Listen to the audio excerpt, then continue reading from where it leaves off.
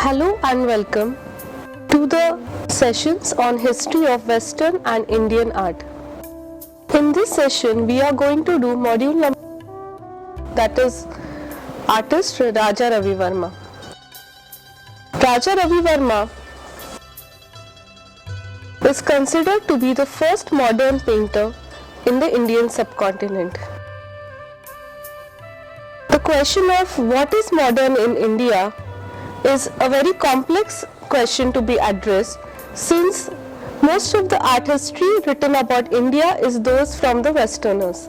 They have thus naturally considered Raja Ravi Verma to be a modern painter, since all art that was happening in India before the coming of Europeans is considered to be ancient. Raja Ravi Verma also becomes a modern painter because he was the earliest of the artists in our country to adopt the means of European naturalism in his work of art. He also could be considered to be modern because of his use of oleographs, that is prints of his works, and multiplicity of his works in his own time, which made him very popular amongst the masses. He was not only a master in his technique but also a very intelligent artist who also was aware that he should be popular in his own times. He thus began painting on the subjects that were very known and popular in India in the style that was Western. In a way, Ravi Verma could be called modern also for his depictions of very traditional Indian subjects in a completely new way. A legend of his time, Raja Ravi Verma raised above all other academic artists. Raja Ravi Verma received his early education through the traditional Indian system, but later studied English and other Indian languages. He learned traditional Tanjore paintings from his uncle Raja Verma. During the time Ravi Verma was young, the style of company school was very popular in most parts of the country. Also, by the time he began working, there also was an advent of fast approval and influence of the styles of the Britishers in the cultures of Indians. His family at Kilimanur had matrimonial alliance with the Travancore royal family, and therefore he had an opportunity to access art and culture in the palace. His uncle introduced him to the Maharaja of Travancore. Raja Ravi Verma impressed the Maharaja by his talent and received permission to study the palace collection at Tanjore, which was the glass paintings, a few oil paintings by the European artist, and the palm leaf manuscripts. He was fascinated by the oil paintings and also noticed that the visiting European artists were treated with great respect. Thus, he decided to try his hand on oil paintings by choosing oil as his medium. Ravi Verma observed portrait painting of Theodore Jansen, a visiting European painter, at the Travancore court in 1868. By observing Jansen working on his paintings, Ravi Verma could learn only the fundamentals of oil painting. Thus, he himself started practicing painting. Through his early attempt in 1873, called as a Nair Lady, he became known among the elites. His early works were improvised versions of Tanjore glass paintings. The study from the books and European albums of oil paintings in Travancore collection enhanced his ability to grasp the academic realism. Ravi Verma noticed that academic realism, portrait painting, and realistic compositions were very popular among the patrons. He did his first commission portrait in 1870 but got appreciation by painting the portrait of Madras governor. Raja Ravi Verma was very quick to capture the likeness of the person whose portrait he was painting, whereas a European artist took approximately 18 sittings to capture the model. This gave Ravi Verma an edge over his European contemporaries. Ravi Verma's admiration of Sanskrit classics, especially Kavi Kalidasa, inspired him to paint Shakuntala writing love letter in 1876. which was later exhibited in the Madras Fine Arts Society. This is by far the most popular work ever painted by Raja Ravi Verma. This work not only made him popular in India but also made him popular amongst the European patrons and gave him the epitome of being the first modern painter of the Indian subcontinent.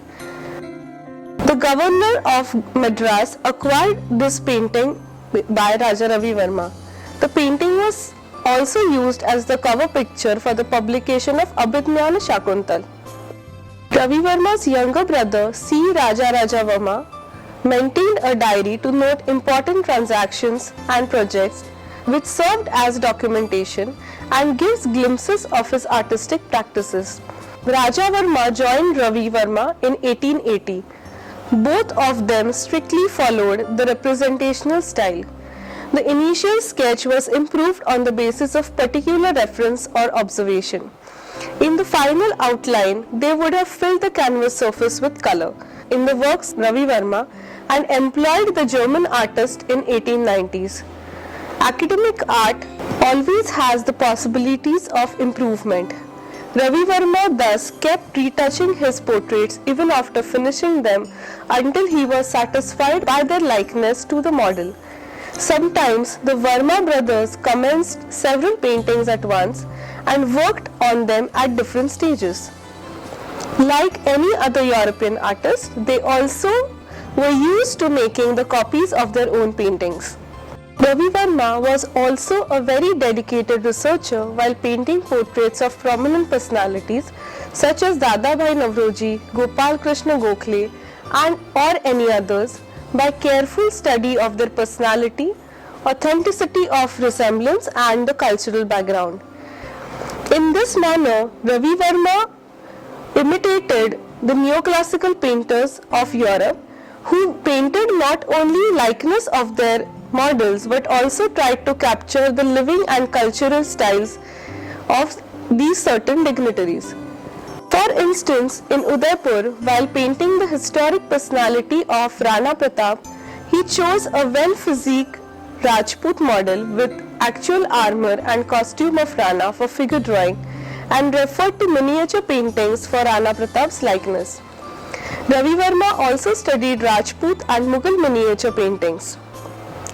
He travelled to Mewar to study the landscape to place the background in this particular portrait. To formulate his references of costumes, models, mythologies and iconography to a wider context, he set out tours of important sites of classical Indian art. The complex narratives in his mythological paintings were thus achieved by the study of Royal Academy paintings published in Magazine of Art, German art books and multiple lithographs done by the company school artist. Ravi Verma in his own life was a very successful painter both in terms of popularity and in the terms of commercials. He received patronage from almost all ruling kings of India in that time. The patronage of royal family of Travancore encouraged Ravi Verma to explore possibilities of his art. His fascination for myths and legends gave him courage to visualize new interpretations for his artistic creation with the help of European realism. His two early compositions, Shakuntala Writing Love Letter and Sita Bhumi Pravesham, for the first time the reinterpretation and representation in naturalistic manner of any historical, mythological Indian event. Sir T. Madhav Rao, the regent of Baroda state and former Diwan of Travancore, was impressed by Ravi Verma's paintings in the collection of Trivandrum Palace and presented Sita Bhumi Pravesham to Maharaja Sayajirao Gaikwad of Baroda. Madhav Rao also sent his painting The Nayar Lady at Pune exhibition in 1880, which earned the governor's gold medal. Baroda and Mysore states became major patrons of Ravi Verma and played very important role in the building of his successful career. In 1881, he was invited to the state services at Baroda and commissioned by the Gaikwads to paint their family portraits and 14 mythological paintings for the Lakshmi Vilas Palace in Baroda. He developed his contact with the kings, nobles, businessmen and leading citizens and received portrait commissions from them. His ability to enhance grace, appearance and personality of the sitter made him popular amongst the royal families as also the aristocrats. He also spent 3 months in Udaipur, some period in Hyderabad and also visited Ahmedabad to fulfill his commissions. In Udaipur, Verma brothers were assigned to make large copies of miniature portraits of the ancestors of Maharana. Retired Diwan Pannalal Mehta's portrait, also painted during this time, is one of the important works done by Ravi Verma. Ravi Verma finished 8 portraits for Chinubai Madhavlal, a wealthy merchant of Ahmedabad, and also painted portrait of Ambalal Sarabhai, the son of Jain merchant in Ahmedabad again. Ravi Verma regularly participated in the exhibitions all over India and effectively made his presence felt by winning medals, especially in Shimla, Madras, Pune and Bombay. He also realized public relations and interaction with important people by inviting them to see his works either in exhibitions or in his studio. In 1893, Ravi Verma sent his 10 works titled The Life of Native People, paintings of Indian women from different regions in the traditional attire, to the Columbian World Exposition, Chicago. These paintings earned 2 gold medals. Mythological paintings are an important part of the works of Ravi Verma, which made him popular. Ravi Verma developed a new iconography drawn from the Puranas, epics and the plays of Kalidasa and other Sanskrit literati. He was very keen while selecting the subjects and episodes from the great epics, which were very near to the heart of Indian public.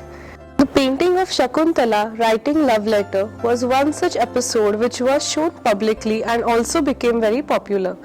His approach was different from the representation of love stories as done in the Rajasthani or Pahadi miniatures. His naturalistic representation of subjects was also quite appealing to the public. For instance, a pretty young girl of Kerala was represented as Shakuntala, unlike the Pahari miniatures or the Jain miniatures, where artists imagined the characters from their minds and painted them. The popularity of this painting led Ravi Verma to make several versions of the same. In 1875, T. Madhav Rao, the regent of Baroda state, impressed by Ravi Verma's paintings, brought Sita Bhumi Pravesham painting and presented it to Sayaji Rao Gaikwad Maharaj. The reason behind it was he wanted to persuade Sayaji Rao to accommodate Ravi Verma into the state services. Besides the Gaikwad family portraits, 14 mythological paintings were also commissioned while his stay at Baroda. While handling these subjects, Ravi Verma preferred to paint sari as the authentic costume for all the ancient heroines. These 14 paintings were theatrically composed. Nala and Damayanti, Arjun and Subhadra, Shantanu and Ganga. All such popular stories were represented with such loyalty that they amazed ordinary people. What was also significant that Raja Ravi Verma used in his paintings was that the characters in his works, may it be gods or mythological characters, looked very similar to the people that were living in our country at his contemporary times and thus did not look alienated. Like his European contemporaries, Raja Ravi Verma used live models to present the mythological figures or the gods and goddesses in his paintings. His works thus looked more naturalistic and more real to life. This was also the period when India had a flourishing theatre, although no women actors were allowed to work on stage. Many of his models thus seemed to be the male actors who presented themselves in the form of females. Most of the characters, especially females, which are represented in his works are thus robust, well-built and matured in their age. Since his early works like the woman from Kerala.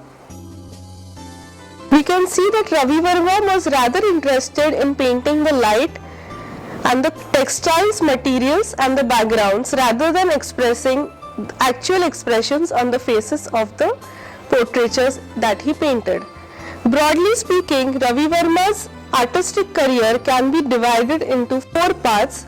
The first part, where he painted the portraits like the Kerala series, the family portraits of Gaikwad, the governor of Madras or the Travancore family.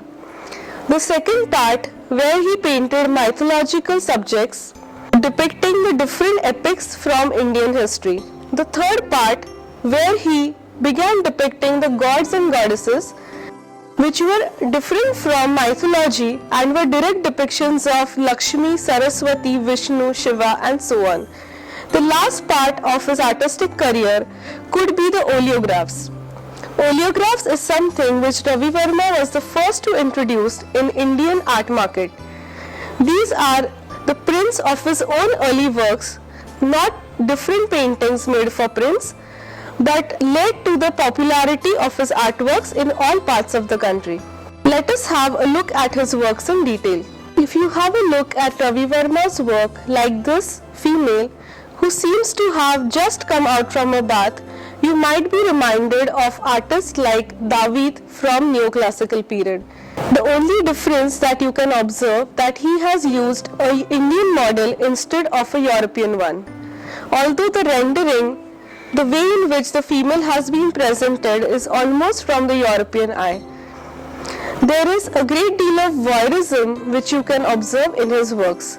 Similar aspect can be seen in his next painting, which is a woman sitting in her own reverie, dressing herself up, piling her hair. In this work too, the lady, although is tried to be shown in natural position, is almost posed to please his patrons. His works from the Kerala series or the portraiture which he painted for his own liking are based on subjects majorly of women, where he has painted them either dressing up, either doing their toilet or represented with a child in their arms. Many times the woman is synchronized with the image of Radha and Krishna.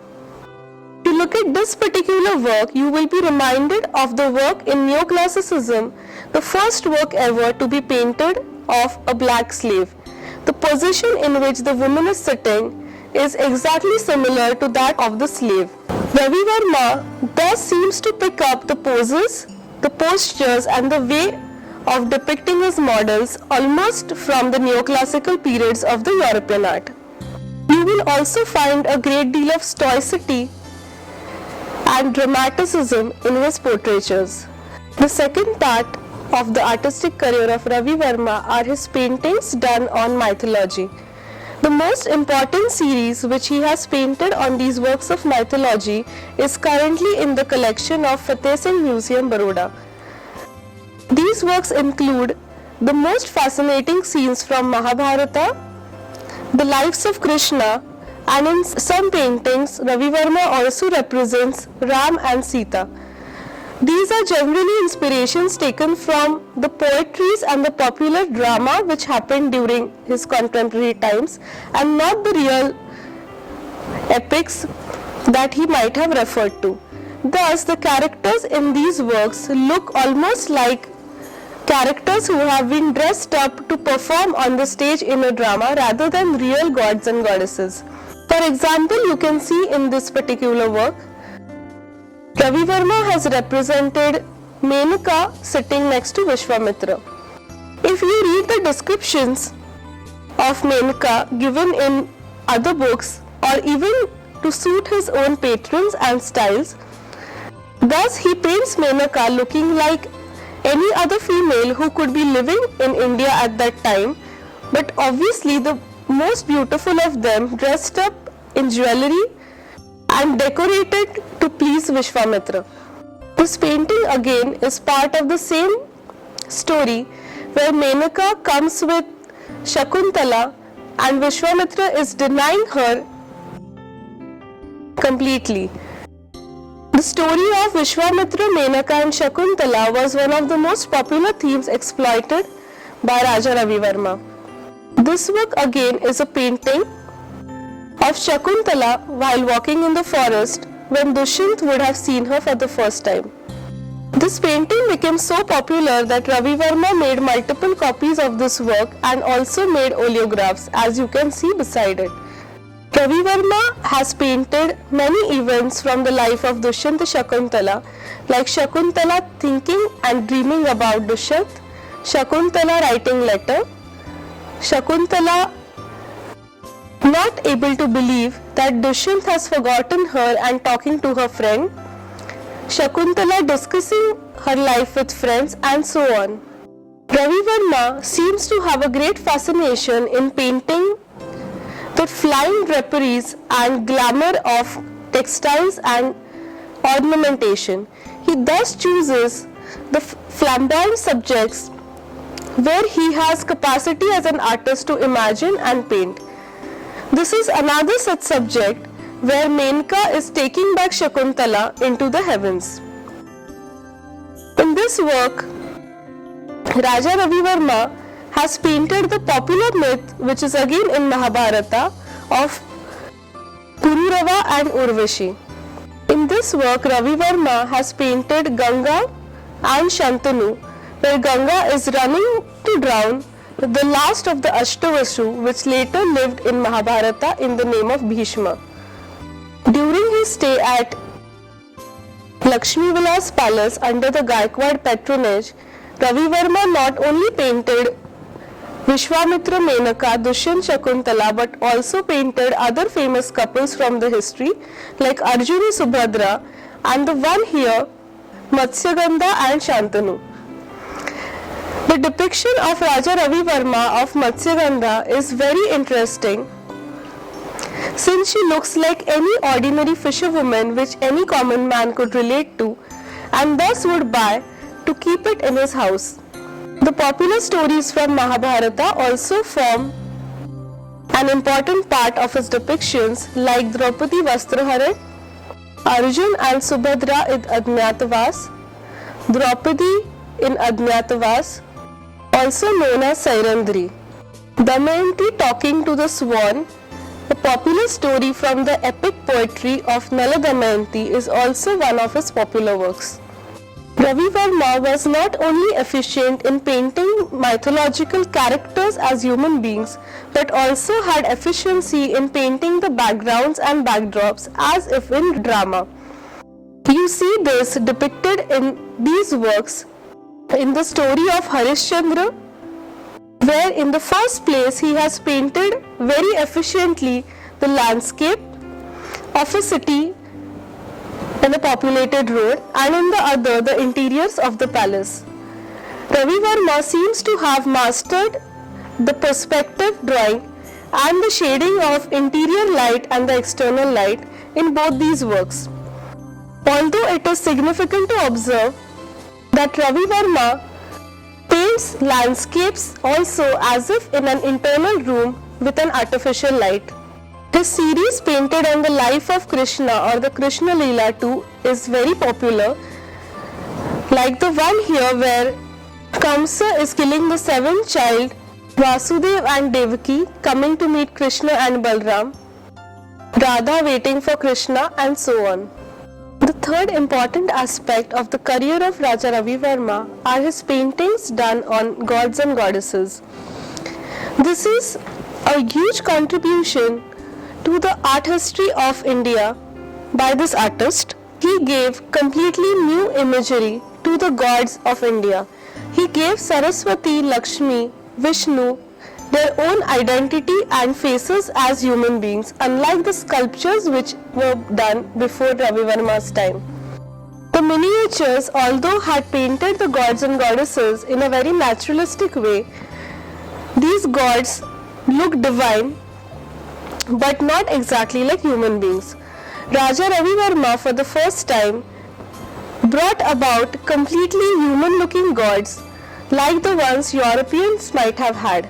Although they have the attributes which are similar to the ancient gods like multiple hands, multiple heads, The way in which they are depicted through academic realism makes them more closer to human identities. Most popular of his works are Lakshmi and Saraswati. As you can see here, the Saraswati sitting with a white sari is something which Raja Ravi Verma has contributed to Indian ideas. The Saraswati here looks pure because of the color schemes that he has used, with all the attributes like the peacock, the musical instrument in her hands, and yet she seems to be seated in a very dramatic light in the studio of Ravi Verma. The Lakshmi too, which Raja Ravi Verma made very popular, again looks like a very beautiful female standing amidst lotuses in a pond. He also paints elephants around her, but the sky that he has painted is dreamlike, almost a romantic vision of Lakshmi, according to based on the mythology of that period.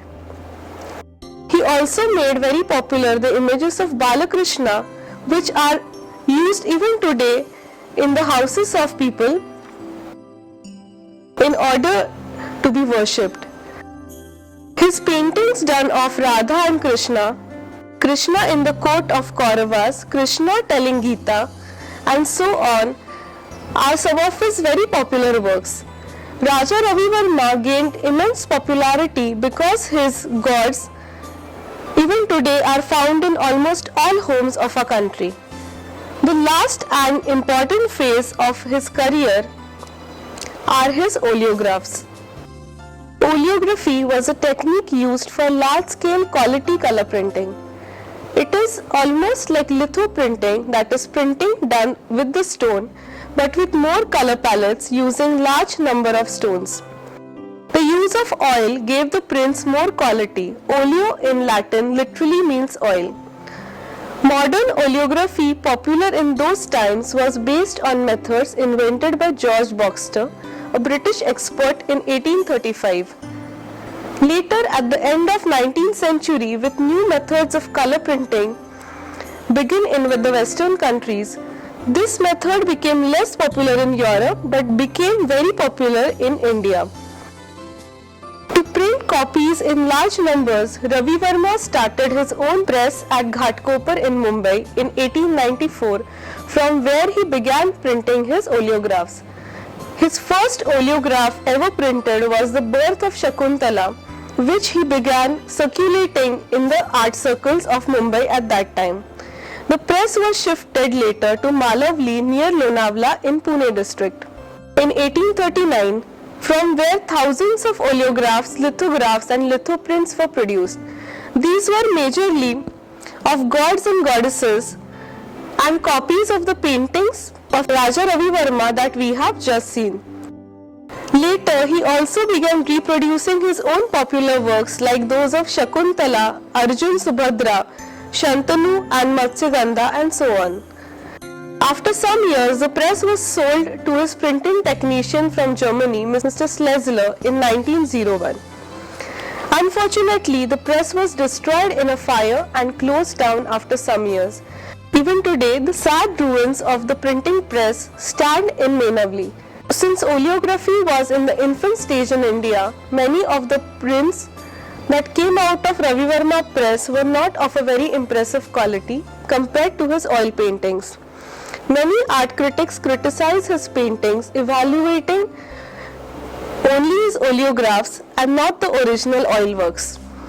We can see here some examples of the oleographs from Ravi Verma press, like Ganesha seated with Riddhi and Siddhi, Vishnu, Lakshmi, Vishnu again seated on his Anantanaga, popular stories from Ramayana like Ahilya, Shiva and Shakti again painted in a very humane way, Kirit Arjuna, the meeting of Krishna and Sudama.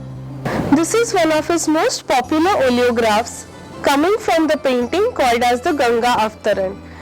This work vividly captures the advent of Ganga on earth and Shiva capturing her waters in his hair. This too is one of his very popular oleographs called the Holy Family, where you find Shiva, Ganpati, Parvati and Nandi seated together in Kailasha. This is a very interesting depiction of Shiva, where he is not shown blue and with long matted hair as in the popular imagery, but he depicts Shiva more as a family man and as a general human being. His depiction of Kartikeya too is one of his interesting works. We can also see a number of paintings which he painted from Shiva Purana, like Markandeya here, Sita asking Rama to catch the golden deer, Jatayu Vadha, Arjun and Subhadra again. If you compare this oleograph of Arjun and Subhadra with the painting of Arjun and Subhadra that we saw some time back, you will be able to understand the difference in quality of the painting and oleographs. The oleographs did not become popular for their quality but for the sheer subject matter that Ravi Verma had used in his works. Ravi Verma also began painting and producing works like The Seasons, as you can see here, highly influenced from the European ideas of academic realism.